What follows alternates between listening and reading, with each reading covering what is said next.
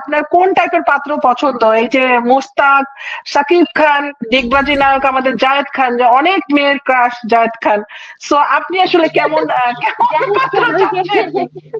যে স্বর্ণের আইফোনটা নিয়ে ডিগবাজি দিয়ে যদি এরকম ক্যারেক্টারের মতন কেউ চলে আসে তাহলে ওয়েলকাম, সমস্যা কি?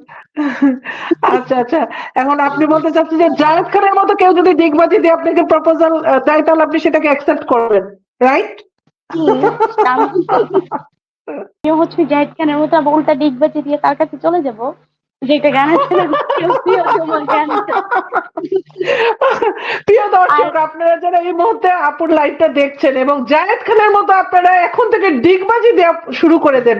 আপু কিন্তু বলছে যে যে সকল পাত্ররা ডিগবাজি দিয়ে আপুকে প্রপোজ করতে পারবে, আপু কিন্তু ডিগবাজি দিয়ে তার কাছে চলে যাবে। দেরি না করে যদি আপুকে ভালো লেগে থাকে আজ থেকে প্র্যাকটিস, এই মুহূর্ত থেকে প্র্যাকটিস শুরু করুন ডিগবাজি দেওয়া, যাতে আপুকে